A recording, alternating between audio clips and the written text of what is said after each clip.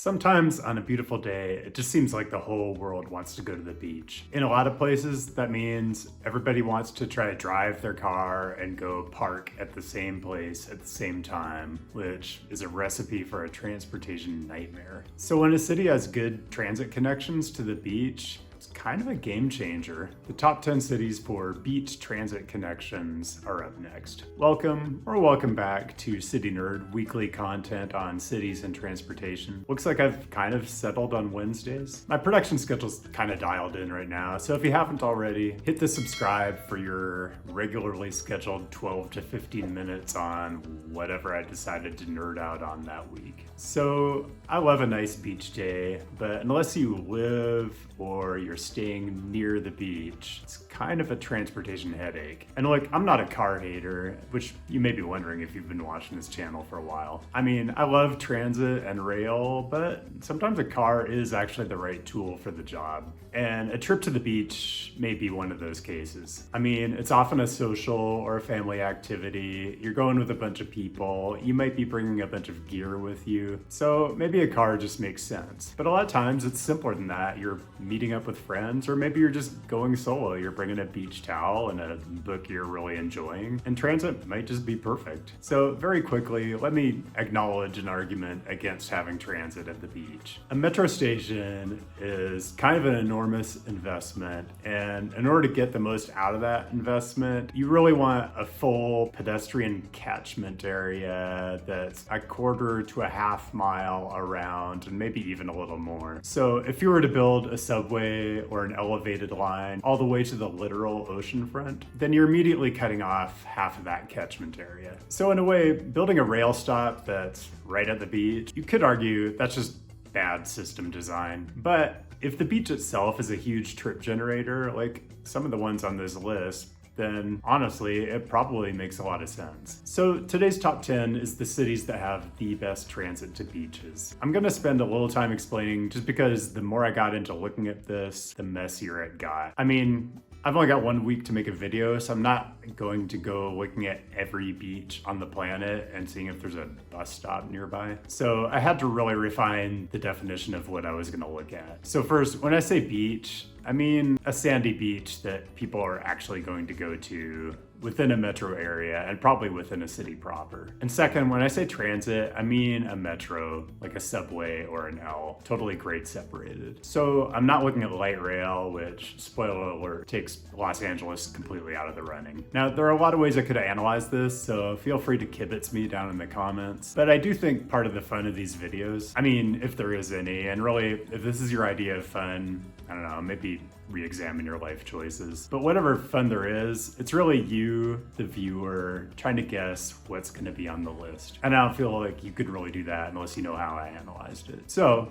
here are the criteria I used to figure it out. First, walk time from the beach to the nearest metro station. Second, I'm giving more credit if a city has multiple stops that have beach access. Third is the transit service itself. How many lines go to the beach? How good is the frequency? How close are you to a useful transfer point? How many places can you get to on the transit network? And fourth is the quality of the beach itself, which is a bit subjective. But you know, I'm not gonna give the same credit for some modest beach in Scandinavia where it's only beach weather like 3 or 4 months a year, compared to say Waikiki, where the beach is an incredible destination and it's beach weather 12 months a year. Last note before we get started, I know most of my audience is US based, so I'd just say if you're holding your breath waiting for your city to show up on this list, you might as well exhale. The international competition is fierce.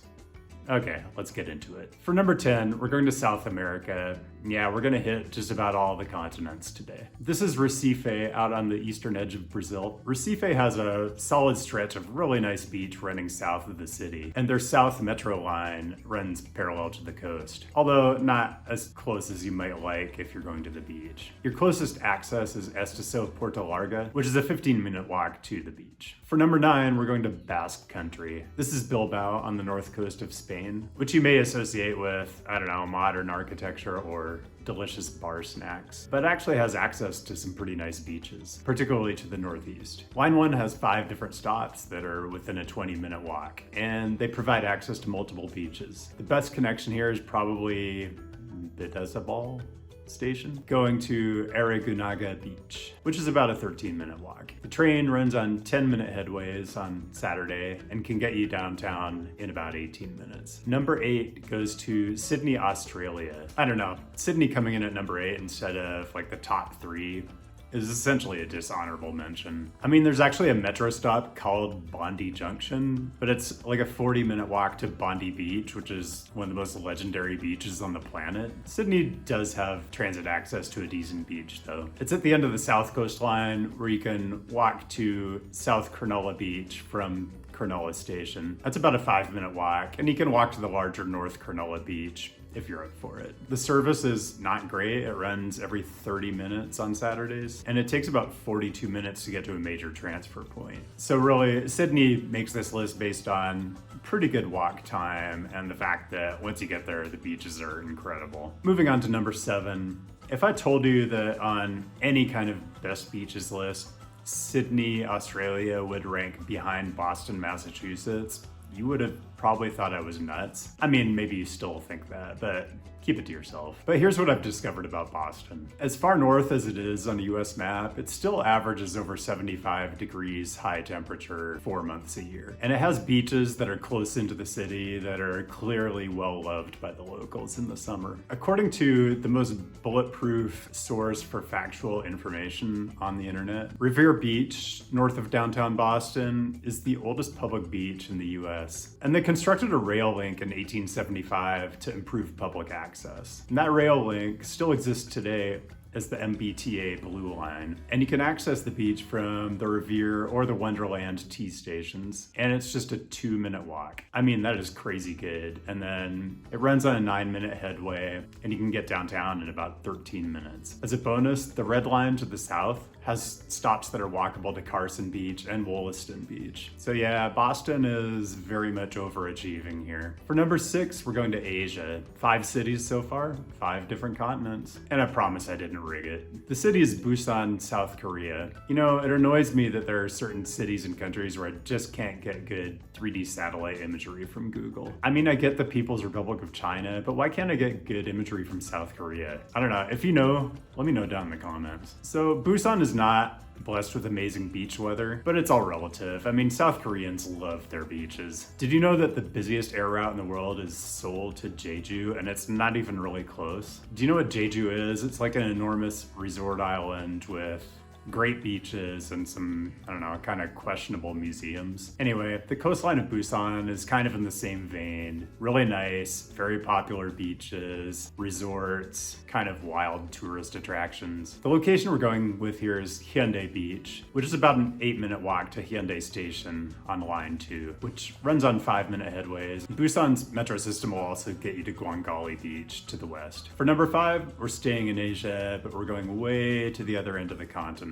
This is Doha, Qatar, where the metro system just came online in 2019. The metro has really good access to Doha's beaches, with the best probably being Qatar. Qatar Beach is a 9-minute walk from Qatar Station, and the train runs on 2-minute headways, which is just kind of wild. You know, I don't know if anyone thinks of Qatar as a beach vacation destination, but I kind of live in the wrong hemisphere to even know. So if you have inside info, let me know down in the comments. I do know they're expecting a lot of tourists in a little over a year. Number 4, still in Asia, now going to the southeast. This is Singapore, and actually had a lot of trouble placing this one. The location is Sentosa Island off the south coast of the city. You've got theme parks, you've got casino resorts, golf courses, and you've got some pretty fantastic beaches. I had trouble with this one just because Google doesn't really show the metro system running to the island, which seemed disappointing, but it turns out there's the Sentosa Express, which is a monorail, so it's grade separated, and it connects to Harbourfront Station on the metro system on 4-minute headways. Beach Station on the Sentosa Express is about a 2-minute walk to the nearest beach, which is pretty great, and it's beach weather all year. Well, if you consider high 80s with high humidity all year long, beach weather. For number 3, we're going back to Spain.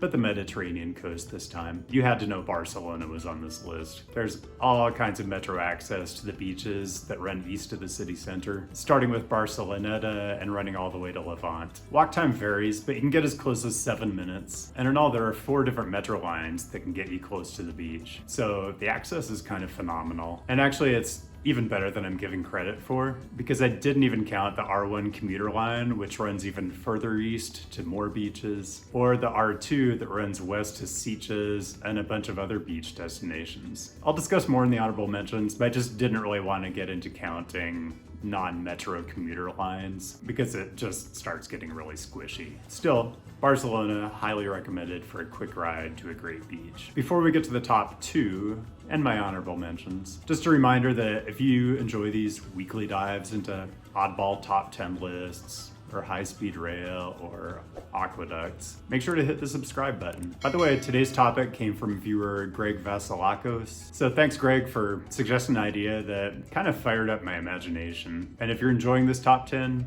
drop a like on the video. I don't have much in the way of dishonorable mentions for this video, other than Sydney, which is really appalling. A few cities that just missed the list. Dalian, China, which Google says actually has the busiest beach in the world, which I don't get. I mean, it's kind of far north. Anyway, Dalian does have a metro. It's hard to get information on anything in the PRC, but it looks like it's about a 20-minute walk. It doesn't connect to that much stuff, so it doesn't make the list. Copenhagen also is a near miss. It's got great beach access, but I just don't rate the beaches that highly. I mean, if I'm going to Barcelona, I'm definitely going to the beach unless it's like December or January. If I'm going to Copenhagen, I don't know, beaches aren't really on my radar. But I don't know, let me know if I'm missing something here. And Hong Kong just misses. There are some great beaches on the south side of the island, but the metro system just doesn't really connect. Deepwater Bay Beach is a 20-minute walk from Ocean Park Station. So that's as good as it gets and just not good enough to make the list. I mentioned commuter rail earlier. I just didn't want to get into it. Just generally, I mean, the service isn't at the same level as a metro as far as headways and connections, but it can be a good connection in some cities. And some of the cities that come to mind are Kobe and Yokohama in Japan, which has just abundant rail access everywhere. Lisbon, where you can catch the Cascais line out to the west to the beaches on the Atlantic. And Chennai, India, where the train runs right along Marina Beach. And the last honorable would be the Costa del Sol on the south coast of Spain, where you can catch the C1 at Malaga Centro and stop at pretty much any beach town from Torremolinos to Fuengirola. Okay, let's get to the top 2. Going into this, I really didn't expect New York to rank this high, but the subway does provide really incredible access to the city's beaches. It has more beach stops than any other city on this list, 12 in all. The stops are generally less than a 10-minute walk, and you can get to Coney Island, Brighton, or Rockaway beaches by 4 different subway lines. So you really have all kinds of options. If there are downsides, it's that, I don't know, you're kind of far away if you're coming from like the Bronx. Also, these are great public beaches. I don't know if I would call them world-class beaches. And it's New York, so there's a good part of the year that is just not beach weather at all. Still, it's amazing access, and the beaches are super popular with the locals.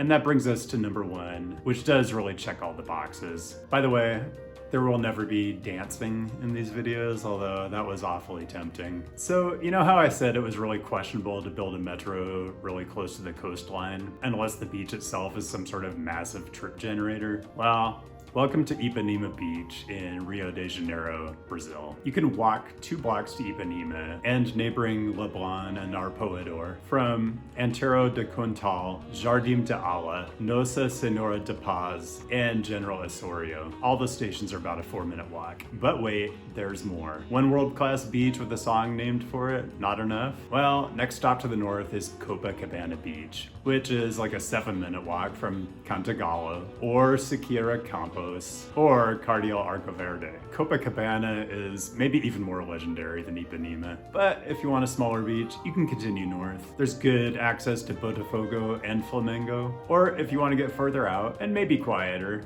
you can continue out past Ipanema, where you have stops at São Conrado and Barra da Tijuca that are about a 10-minute walk. The only downside with Rio is the metro system isn't that extensive, so you can't get to as many places as you would in, I don't know, New York or Barcelona, but you can connect to a whole bunch of other trains at Central Station, which is kind of a huge bonus that, again, I didn't factor into the scoring. So either way, walking access is super convenient. The beaches are world class, and it's beach weather all year long, so Rio has to be my number one. Here's a summary showing how the scoring played out. Hit the pause if you want to nerd out. And other than that, thanks for joining. Be sure to leave your topic suggestions down in the comments, and I'll have something new for you next week. Maybe a top 10, maybe involving trains, definitely involving cities. See you then.